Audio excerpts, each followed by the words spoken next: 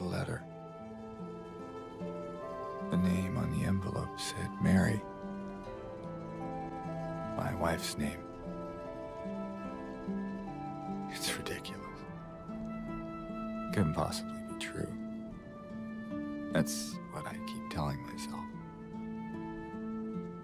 Mary died of that damn disease 3 years ago. So then why am I looking for her? Our special place. What could she mean? This whole town was our special place. Could Mary really be here? Is she really alive? Waiting for me? As James enters the town of Silent Hill, he stops to pause and think about what brought him there. He tells us that he received a letter from his late wife, stating that she is in the town, waiting for him. But that should be impossible, as James tells us she passed away from a disease years ago. Immediately from the start of the game, we begin to question James's mental stability, and whether he's even a reliable narrator at all.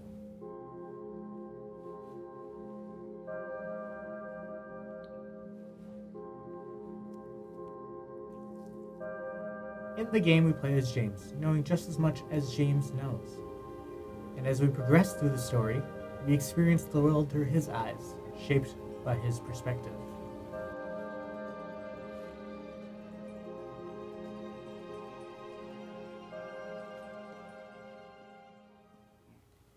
Silent Hill 2 is a psychological horror game that throws us into the mind of a troubled man. But what is psychological horror, and what can it teach us about mental health? To understand this, let's examine how the portrayal of mental illness and horror has evolved from the 1970s to now. In this video, I will discuss several portrayals of mental illness within various forms of media, examining psychological horror and how it can be a valuable tool to reduce the stigma of mental illness. We will return to Silent Hill 2 to further understand the impact of psychological horror and its cathartic experience, concluding that the horror genre does not need to rely on dated stigma for scares. Instead, the genre of psychological horror can be used to spread awareness and lessen deep-rooted stigma towards mental health struggles.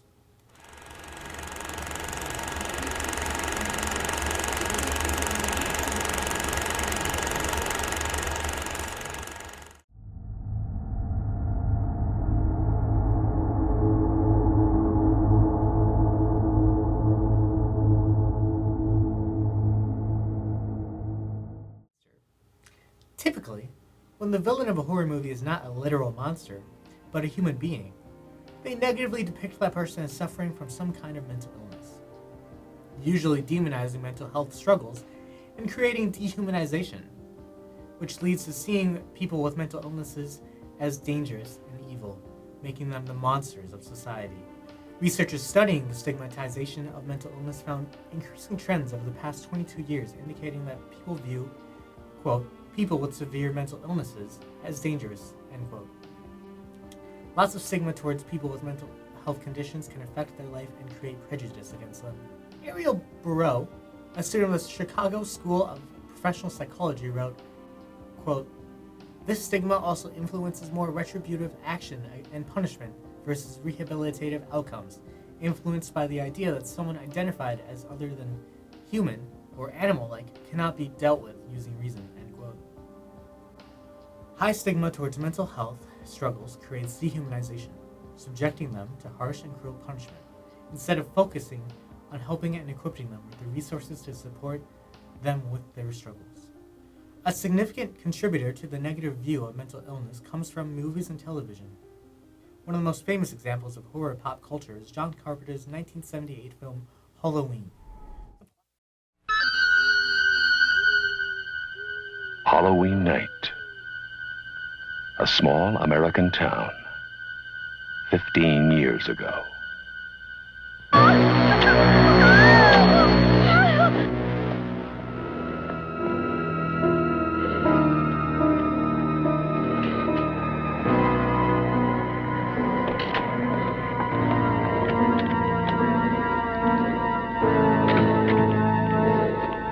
Michael?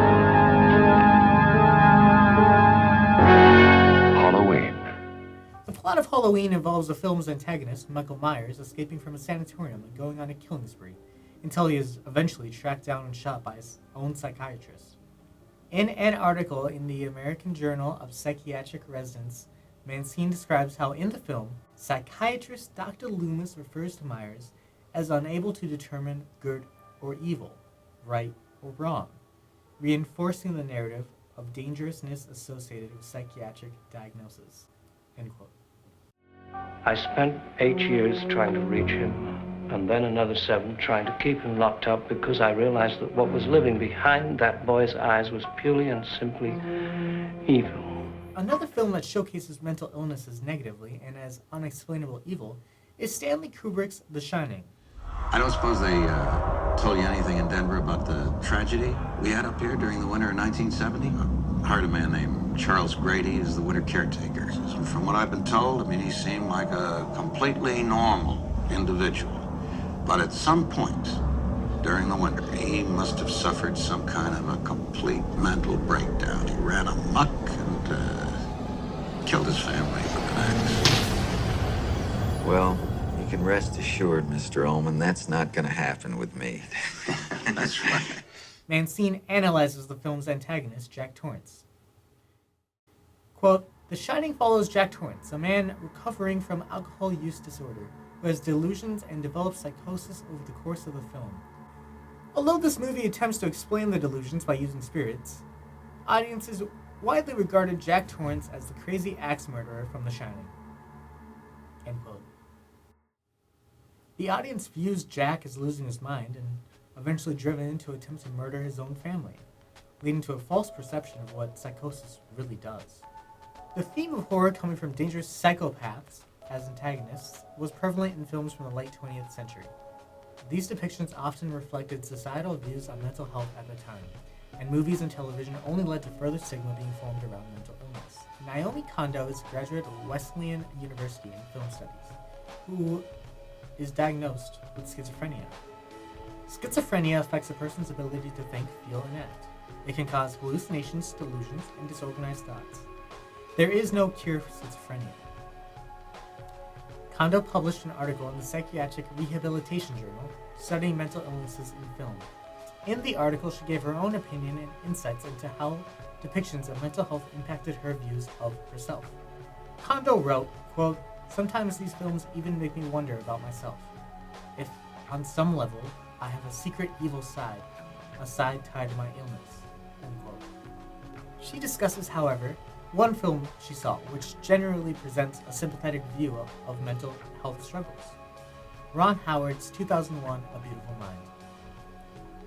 The film is a true story about mathematician John Nash, who believes he is involved in a Cold War conspiracy and that Soviet agents are targeting him. It's revealed in the film that he actually has schizophrenia and has been seeing hallucinations the whole time. In the movie, we see John Nash deteriorate in his ability to do much as his schizophrenia gets worse. What's wrong with him? John has schizophrenia. People with this disorder are often paranoid. As such, his illness may have gone untreated far longer than is typical.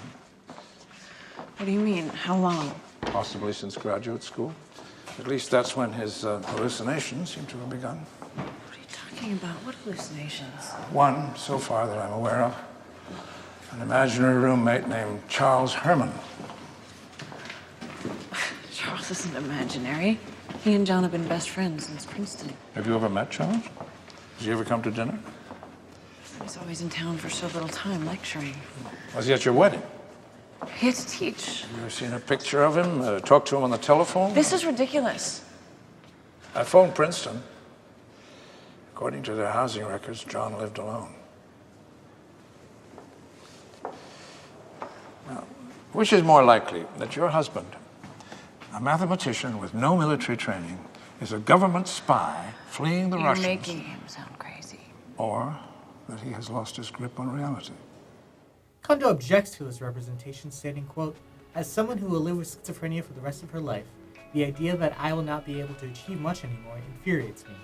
While I have been very sick at times, I have currently found a good mix of medications which work for me and allow me to function well, end quote. In more recent times, there have been more positive representations and portrayals of mental illness in media due to greater awareness of mental health. This is having a positive effect in decreasing stigma towards people with mental health conditions. And one of the ways recent media reduces stigma towards mental illness is through the genre of psychological horror.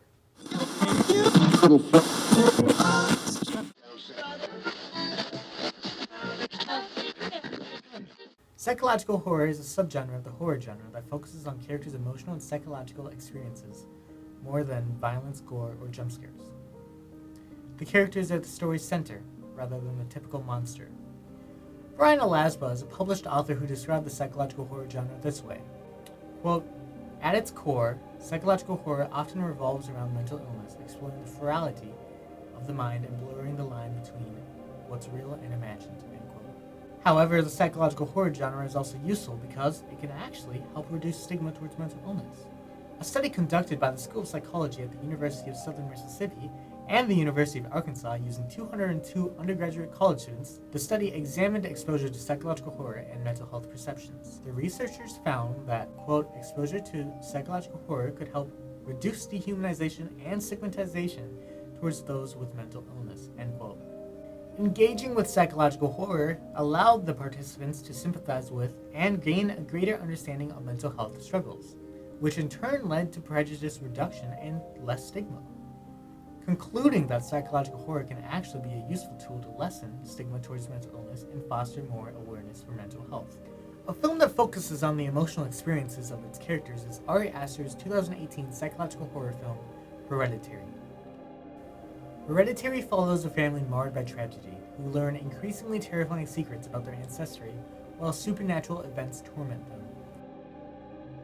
Lapsa describes the film's effective psychological impact, noting that it, quote, focuses on family trauma and mental illness as generational curses, making the horror a deeply personal and emotional experience, end quote. While watching the film, the audience can emotionally connect and possibly even relate to the emotions and events the family experiences, causing you to empathize and understand the characters. When used correctly, the psychological horror genre allows for a deeper understanding of the complexity of human emotions. As Lapsa puts it, quote, these kinds of stories show that mental illness can be explored without reducing characters to mere stereotypes, end quote. With creative writing choices, the horror genre can be used to explore the complexity of mental health and create emotional awareness instead of depicting shallow characters only meant to create terror and haunt the audience.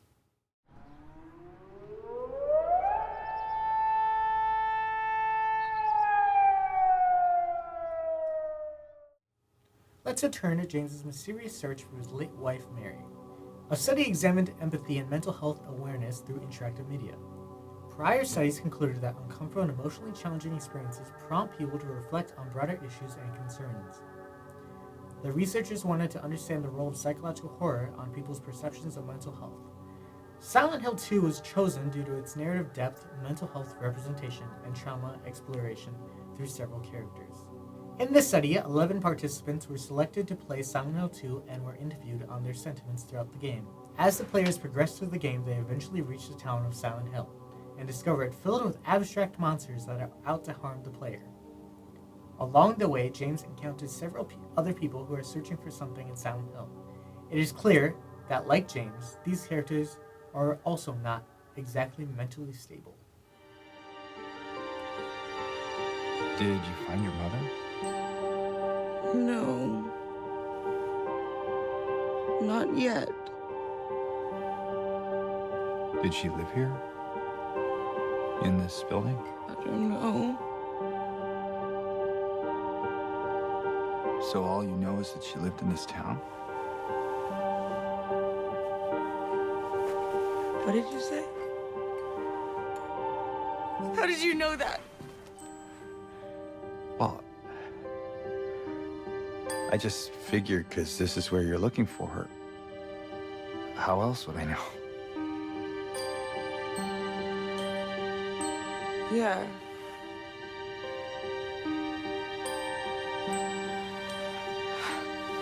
Sorry. The researchers in the study note that, quote, participants gained a deeper understanding of mental health issues and empathy towards characters struggling with mental illnesses by interacting with and controlling them. Participants had a greater attachment to characters' inner struggles, and the gameplay was experienced as cathartic. End quote. Since each character in the story is going through some form of mental health struggle, players could sympathize and even relate to these characters. The researchers found that, quote, the majority of participants reported feeling attached to various characters in the game due to their personal experiences with mental health, which related to the characters' inner struggles depicted in the narrative, end quote. Through the story's depiction of mental health struggles such as depression, anxiety, sexual trauma, and PTSD, the players were able to connect and empathize with characters emotionally. In the narrative's climax, the player discovers the ugly truth about what happened to James's wife. She did not die of a disease 3 years ago. James murdered her. His wife, Mary, was dying of a disease, and James was taking care of her. However, James had grown to hate his dying wife, and he wanted his life back. So he murdered her and repressed the guilt of his actions. Mary's gone. She's dead.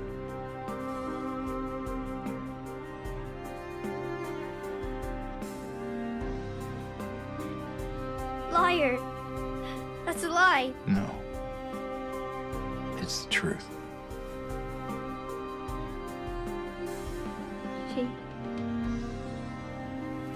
She died because she was sick.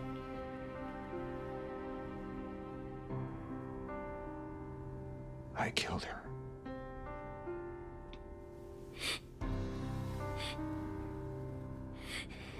Killer!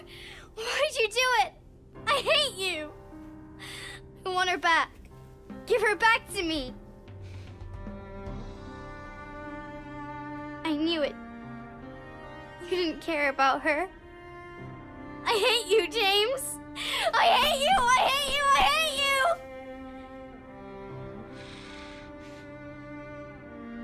She was always waiting for you. Why? Why?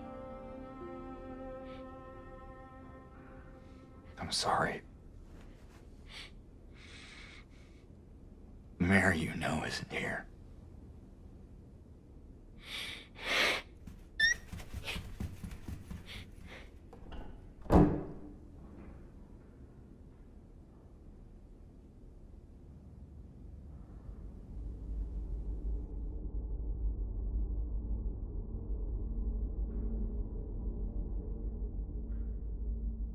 After James realizes the truth, the whole facade of Silent Hill comes apart. We learn that James is in a purgatory-like place, and the player's actions determine what ending James receives, whether he has truly learned his lesson or if he is damned to repeat it. Once the game was over, the participants also mentioned the fact that they were controlling this character all this time made them feel like they could not judge him. According to most of them, they understood that his entire journey through Silent Hill was a journey of guilt and repression. End quote. Furthermore, quote, the player's relationship with James throughout Silent Hill 2 changed. Even though some of them could not forgive him, they could still understand his guilt and where he came from, end quote. The participants in the study empathized with James, and despite his selfish and immoral actions, they understood him. And instead of seeking punishment for James, some of them actually forgave him. If the narrative of Silent Hill 2 were told through different characters such as his late wife, it would be easy to see James as a deranged and insane monster of the story, much like Jack Torrance in The Shining. However, because of the use of the psychological horror genre, the audience can empathize with James and gain a deeper understanding of his actions, and possibly even forgive him. The study concluded that through proper storytelling, psychological horror can be utilized as a medium to foster empathy and increase the understanding of mental health among the audience. Hello? We're sorry, the number you have dialed is not in service at this time. Throughout the history of the horror genre, the monster or the horror figure is often someone who cannot be reasoned with and commits unreasonable and violent acts. The classic 80s psychotic slasher who murders just because they can only perpetuated a stigma that dehumanized and harmed people with mental health challenges. Today, there has been a greater realization that human emotions and our brains are complex. There's been more and more media being released that depicts mental health struggles more accurately and respectfully. However, the horror genre does not need to rely on stigma for fear. Psychological horror, when done right, can be used to spread mental health awareness and lessen stigma towards mental health struggles. By shifting the focus from demonizing mental illness to exploring the complexities of the mind, horror can evolve into a genre that is still scary, but also fosters empathy, understanding, and meaningful conversation around